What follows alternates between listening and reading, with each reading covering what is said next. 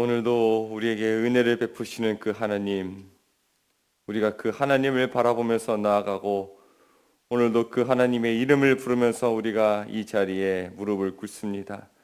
주님, 우리에게 찾아와 주셔서 그 무한한 사랑과 은혜로 덧입혀 주시고 오늘도 주님의 말씀 가운데서 주의 형상으로 빚어지도록 인도하여 주시옵소서. 오늘도 주님의 은혜와 도우심으로 승리하게 될 줄 믿습니다. 늘 동행해 주시옵소서.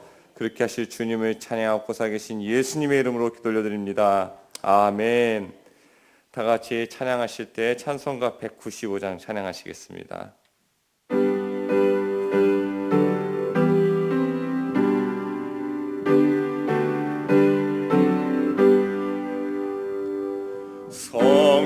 성령이여 흐리 찬송 부를 때 진심으로 찬양하게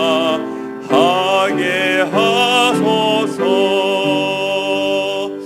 성령이여 흐리 겸손해져서 우리 주와 같이 되게 하소서.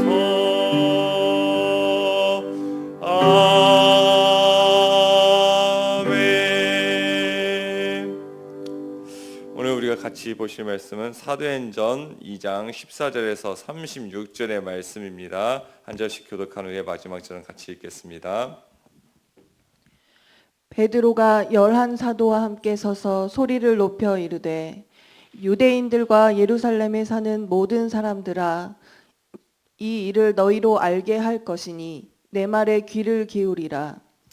때가 제3신이 너희 생각과 같이 이 사람들이 취한 것이 아니라 이는 곧 선지자 요엘을 통하여 말씀하신 것이니 일렀으되 하나님이 말씀하시기를 말세에 내가 내 영을 모든 육체에 부어주리니 너희의 자녀들은 예언할 것이요 너희 젊은이들은 환상을 보고 너희의 늙은이들은 꿈을 꾸리라.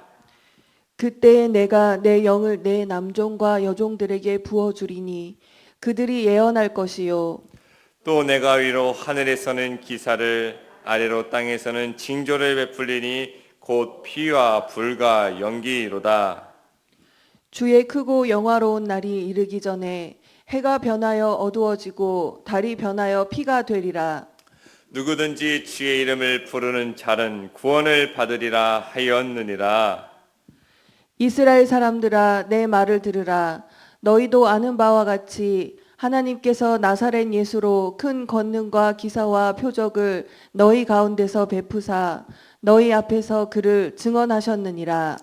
그가 하나님께서 정하신 뜻과 미리 하신 대로 내준 바 되었거늘 너희가 법 없는 자들의 손에 빌려 못 박아 죽였으나 하나님께서 그를 사망의 고통에서 풀어 살리셨으니 이는 그가 사망에 매여 있을 수 없었음이라.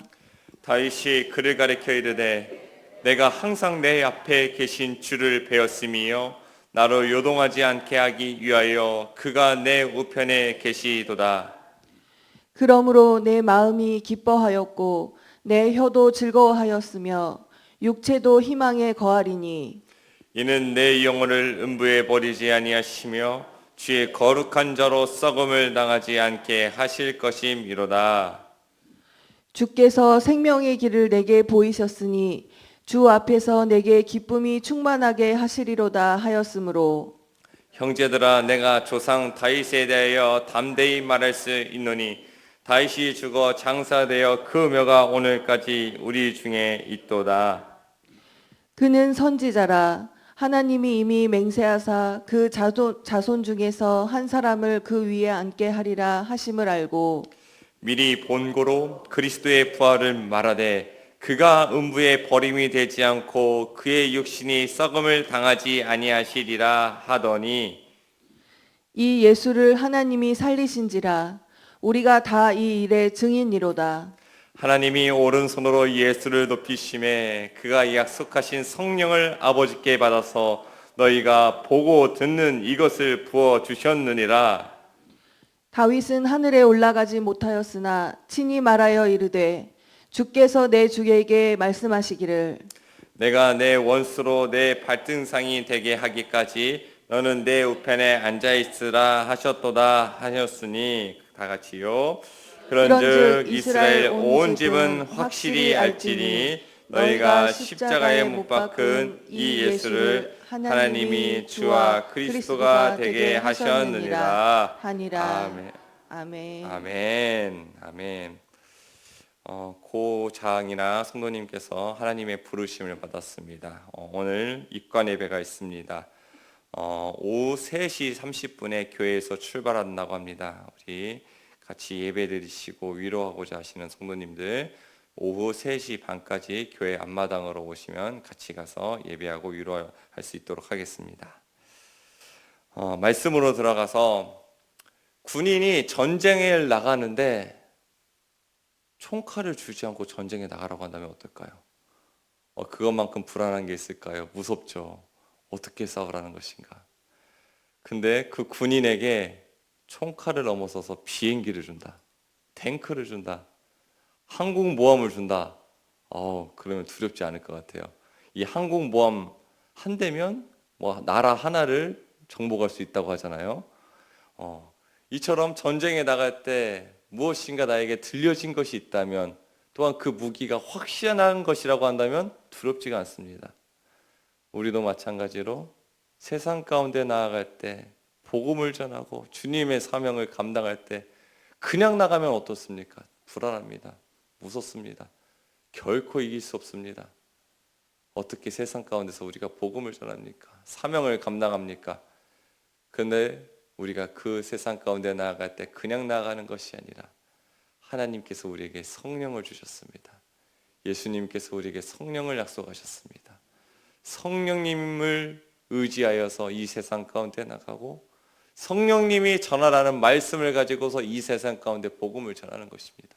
그렇기 때문에 우리는 이 세상 가운데서 담대히 나아가 복음을 전하고 사명을 감당할 수 있는 것이지요.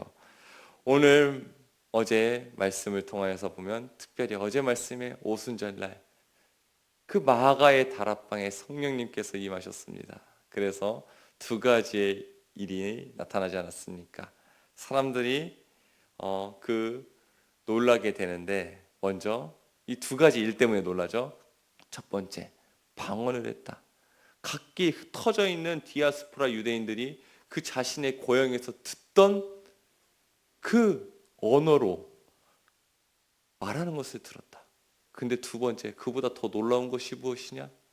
하나님의 하신 큰 일에 대해서, 하나님의 큰 일에 대해서 이야기하는 것을 듣게 되었다. 이야기하는 것입니다. 많은 사람들이 이것을 보면서 참 놀라워했습니다. 어떻게 이런 일들이 일어날 수 있는가? 이 사람들은 갈릴리 사람, 촌 사람들이 아니냐? 못 배운 사람들인데 어떻게 그들이 이런 말을 할 수 있느냐? 놀라워했기도 했지만은 그 중에 어떤 사람들은 비난했죠, 비방했죠. 야, 저 사람들 세술에 취해가지고 지금 대낮부터 저러는 것이다. 예수님도 모르고 성령님도 모르니까 사람들 눈에 이상하게 보일 수도 있을 것 같습니다. 그런데 이것은 그들이 생각한 것처럼 세술에 취한 것이 아니라 성령의 역사였죠. 베드로가 이것에 대해서 이야기를 해주는 것입니다. 근데 오늘 이 성령 충만한 상태에서 이 베드로가 말씀을 선포를 하니까 3천 명의 사람들이 변화를 받게 되는데, 성령께서 사람들에게 임하셨을 때 성령께서 하셨던 첫 사역이 무엇인가? 그것을 살펴보니까 복음을 전하는 일이었다는 것이에요. 복음을 전하여 그들이 예수의 무릎 앞에 굴복하게 하고 그들이 다시 또한 성령을 구하는 자들이 되어서 하나님께 부르짖는 자들로 만들었다는 것이죠. 이처럼 성령 충만한 자가 감당해야 할 첫 번째 사명이 무엇인가? 그것을 깨닫게 되는 것이죠. 전도입니다. 전도.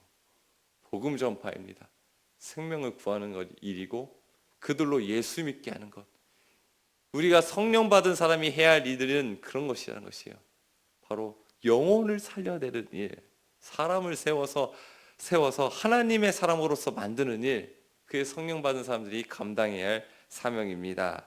우리 이제 베드로가 말씀을 선포하게 되는데 우리 말씀 15절의 말씀을 같이 한번 읽어보도록 합니다. 시작. 내가 제 삼신이 너희 생각과 같이 이 사람들이 취한 것이 아니라 베드로는 이제 말씀을 선포하고 그들에게 예수가 누구인지 전하기 위해서 먼저 그들의 오해를 풀어줘야만 했습니다. 그들이 편견을 가지고 오해가 있으면 이 복음이 흘러가는데 가로막히기 때문에 먼저 몇 시인지 살펴봐라. 제3시지 않느냐. 우리나라 시간으로 계산하려면 6시간 더 하면 됩니다. 그래서 오전 9시. 누가 대낮부터 술 먹고서 저렇게 취한 사람이 있겠느냐. 그리고 지금 우리는 경건한 유대인이지 않느냐. 예루살렘에 올라와서 오순절을 보낼 만큼 경건한 사람들이 그 제3시, 그러니까 경건한 유대인들이 기도하는 시간이 9시, 12시, 3시이지 않습니까? 그 시간에 술에 취해서 이렇게 있을 리가 없지 않느냐. 우리 기도하는 시간에 우리가 술에 취해가지고 이렇게 방탕하게 시간을 보낼 일이 없지 않느냐. 우선 베드로가 그들의 오해와 편견을 풀어줍니다. 왜입니까? 복음이 잘 흘러들어가기 위해서입니다. 내가 잘못했거나 실수한 것에 대해서는 변명하는 것은 참으로 옳지 않습니다. 오히려 그 변명하면 변명할수록 오히려 그것은 또 복음의 길이 막히는 일이지만은 오늘 베드로는 복음의 길이 또한 잘 흘러들어가기 위해서 변호하고 오해를 풀어주는 모습도 있습니다. 우리는 술 취한 것이 아니다. 우리는 성령께서 우리의 마음을 지도하셨다. 우리가 그 기도하는 중에 하나님께서 우리에게 감동하셨다. 그리고 이 모든 사건은 성령의 역사라는 것을 베드로가 이야기하는 것이죠. 그리고 베드로는 이것을 말씀을 가지고서 성령의 역사를 설명을 합니다. 베드로가 예수님을 만난 경험도 있고 오늘 성령의 체험도 있고 그리고 베드로는 이 또한 사람들에게 말씀을 전할 때 또한 성경을 가지고서 또 말씀을 전했다는 것이죠. 하나님께 잘 쓰임받는 사람, 경험만 가지고서는 안 됩니다. 말씀으로 충만해져야 됩니다. 이 베드로가 얼마나 말씀으로 충만해져 있던지 시편의 말씀을 인용을 하고요, 요엘의 말씀을 인용을 해서 사람들에게 말씀을 전하는 것이에요. 저희 어머니께서 이제 전도사로 사역하실 때 기도 원장님이 이렇게 불러서 이야기를 했답니다. 류 전도사, 요리사가 요리를 잘 하려면 어떻게 해야 되지? 재료를 잘 준비해야 돼. 한 가지 재료만 있으면 안 되고 여러 가지 재료를 잘 준비해야 그 요리사가 좋은 요리를 할 수 있는 것 아닌가. 그렇게 조언을 해주셨다는 것이에요. 마찬가지로 하나님께서 우리를 통해서 사람들을 위로하고 필요할 때 복음을 전하려고 하시는데 우리가 말씀으로 잘 준비되어 있다고 한다면 때에 맞는 말씀을 성령께서 잘 우리에게 전할 수 있도록 이끌어 주셔서 그들의 상한 마음을 위로하게 하시고 또한 때로 복음을 전할 수 있도록 하시는데 쓰임받을 수 있다는 것입니다. 평소에 얼마나 우리가 말씀을 묵상하고 이 말씀을 암송하는 일이 중요한 건가. 오늘 베드로가 오늘 전하는 설교의 모습을 통해서도 그것을 알 수 있는 대목입니다. 베드로는 성령께서 마음껏 사용하셨습니다.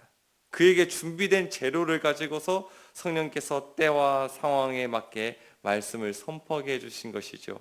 그래서 이 요엘서의 말씀을 가지고서 이제 또한 사람들에게 말씀을 전하는 것입니다. 요엘서 2장 28절에서 32절의 말씀을 가지고서 이제 베드로가 말씀을 전하는데 우리 그 말씀 17절의 말씀 한번 같이 한번 읽어봅시다. 시작.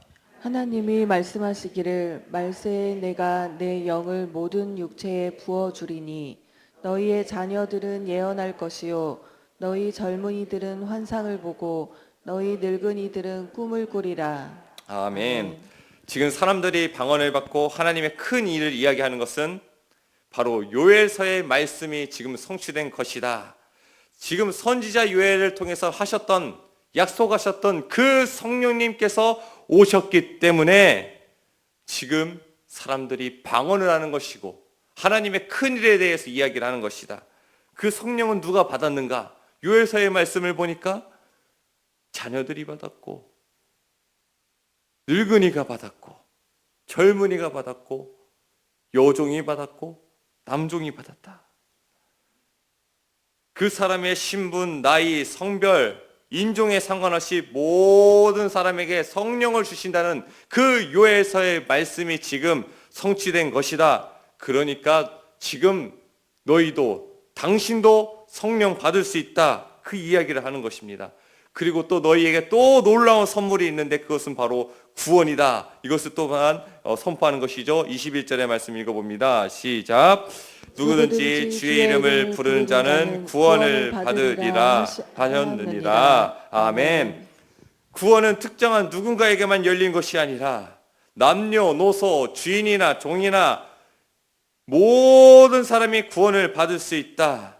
달이 핏빛으로 변하여지고 해가 어두워지는 그날에 그 심판의 때에도 누구든지 주의 이름을 부르기만 하면, 예수의 이름을 찾고 부르기만 하면 그 사람은 구원을 받을 수 있다. 그것이 오늘 요엘서의 말씀을 성경을 통해서 기록된 말씀이니 너희도 예수의 이름을 불러서 성령을 받고 구원을 받으라. 오늘 베드로가 이것을 선포하는 것입니다. 예수님께서도 이야기하셨어요. 마태복음 22장을 통해서 이야기하지 않았습니까? 한 예화를 들으시면서 혼인잔치에 사람들을 초청을 했는데 본래 초청받기로 한 사람들이 오지 않아서 길거리로 나가서 아무나 데려오라고 이제 명령하지 않습니까? 그래서 종들이 나가서 길거리에 있는 사람들, 만나는 사람들 다 데리고 옵니다. 그런데 이 혼인잔치에 데리고 왔을 때 선한 사람도 혼인잔치에 이 초청을 받아서 오지만은 또한 악한 사람도 혼인잔치에 참여하게 됩니다. 그런데 이 혼인잔치에서 쫓겨난 사람이 누구인가? 악한 사람이 쫓겨나지 않았어요. 누가 쫓겨났습니까? 예복을 입지 않은 사람이 쫓겨났습니다. 저는 이 말씀이 맨 처음엔 이해가 되지 않았어요. 갑자기 불렀으니까 옷을 준비 못했지. 그렇다고 쫓아내면 어떡하냐. 그런데 그때 당시의 문화에 대해서 공부하니까 알겠더라고요. 고대 팔레스타인, 그때는 왕이나 부자들은 이 혼인잔치를 준비할 때 그 사람들의 숫자에 맞춰서 음식도 준비하고 뭐 여러 가지 프로그램도 준비하고 음악도 준비하고 그럴 뿐만 아니라 그 사람들이 혼인잔치에 참여하는 사람들의 예복까지도 준비했다는 것이에요. 그러니까 하나님이 준비하신 그 예복을 잊지 않는 자들은 쫓겨났다는 것이에요. 그 예복이 무엇이에요? 예수 그리스도. 예수 그리스도로 옷 입은 자는 악한 자면 악한 자라 할지라도 쫓겨나지 않았어요. 근데 아무리 선하고 잘난 사람이라 할지라도 그 예복을 입지 않은 사람은 쫓겨났다는 것이에요.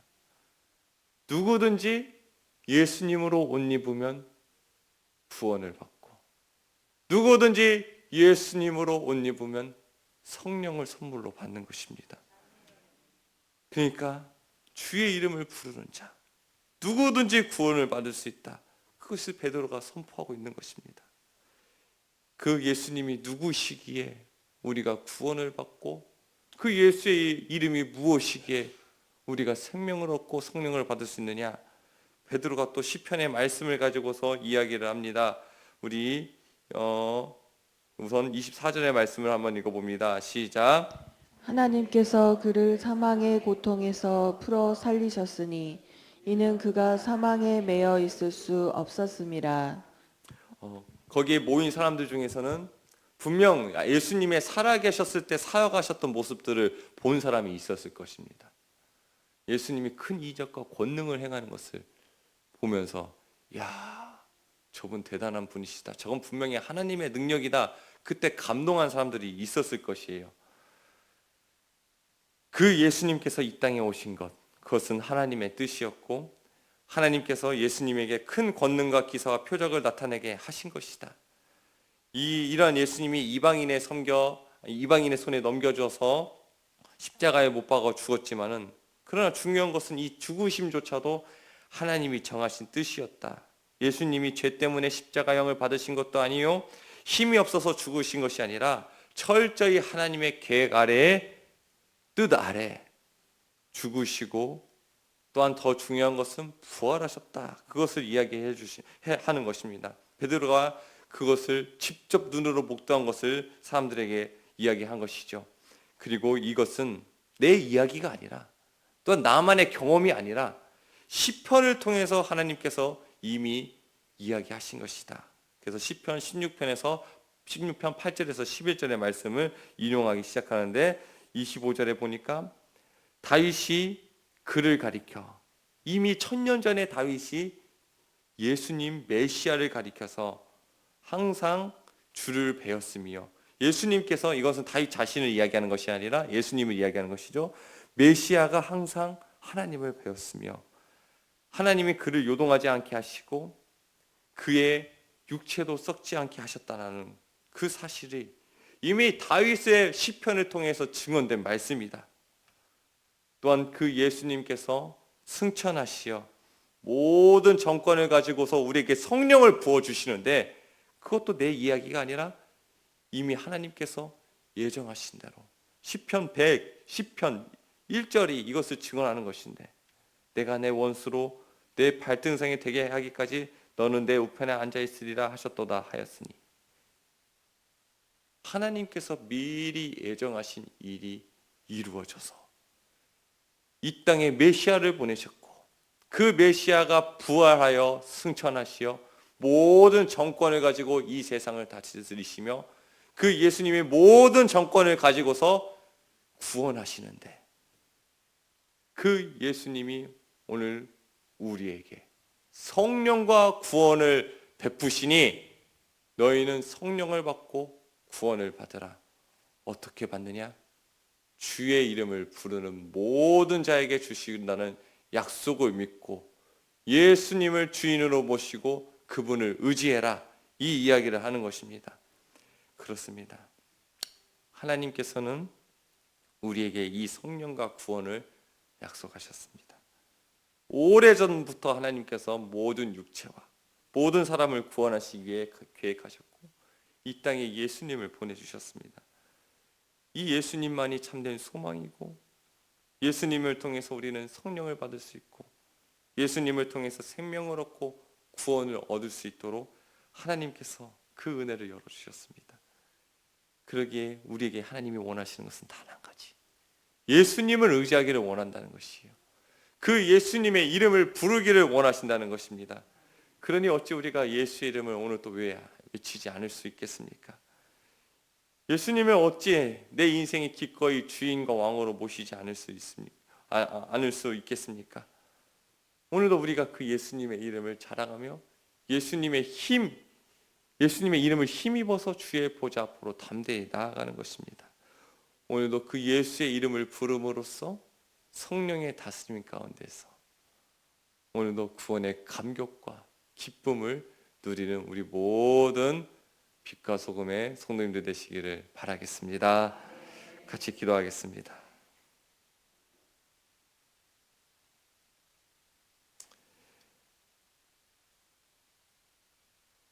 하나님, 오늘도 우리가 그 예수님을 의지하면서 그 예수의 십자가의 은혜를 의지하면서 그 보혈의 권능과 능력을 의지하면서 오늘도 주님의 보좌 앞에 무릎을 꿇습니다. 하나님, 오늘 우리에게 성령의 다스림을 허락하여 주시고 오늘도 우리에게 그 구원의 감격이 회복되는 은혜를 허락하여 주시옵소서. 누구든지 주 예수의 이름을 부르며 구원을 받는다고 약속하셨사오니 오늘 우리 가운데서 그 믿음이 희미해진 자가 있습니까? 나의 지난날의 죄 때문에 무거운 짐 때문에 무너져 있는 자가 있습니까? 오늘도 약속의 말씀을 붙잡고 일어서게 하여 주시고 생명으로 구원으로 부활 승리로 충만할 수 있도록 인도하여 주시옵소서. 아버지 하나님, 병중에 있는 성도들에게도 찾아가 주셔서 오늘 예수님 그들의 위로와 소망이 되어 주시고, 또한 하나님 삶의 자리에서 무너진 자들도 주님의 이름을 붙들고서 승리하며 나아갈 수 있도록 인도하여 주시옵소서. 오늘 하나님 아버지, 입관 예배가 있습니다. 고 장인학 성도님, 그 모든 예배, 위로 예배 가운데, 입관 예배 가운데 주님께서 함께하여 주시고, 또한 그 유가족들의 마음과 상처받은 마음과 그 슬픔을 주님 헤아려 주시사 은혜로운 장례 일정이 될 수 있도록 인도하시고, 부활의 소망이 가득한 그 예배가 될 수 있도록 붙들어 주시옵소서. 아버지 하나님, 또한 오늘 하루를 살아가야 하는 성도님들 계십니다. 불기둥과 구름기둥이 동행해 주시고 만나와 메추라기를 허락하여 주셔서 삶에서 주님의 도우심과 주님의 베푸심을 마음껏 누리며 살아갈 수 있도록 인도하여 주시옵소서. 또한 아버지 하나님, 성령님과 동행하게 하여 주시사 오늘 우리가 있는 자리에서 하나님의 나라를 이루게 하여 주시고, 오늘 우리가 만나는 사람에게 주의 복음을 또한 흘려보낼 수 있도록 인도하여 주시옵소서. 그렇게 하실 주님을 찬양하고 살아계신 예수 그리스도의 이름으로 기도 올려 드립니다. 아멘.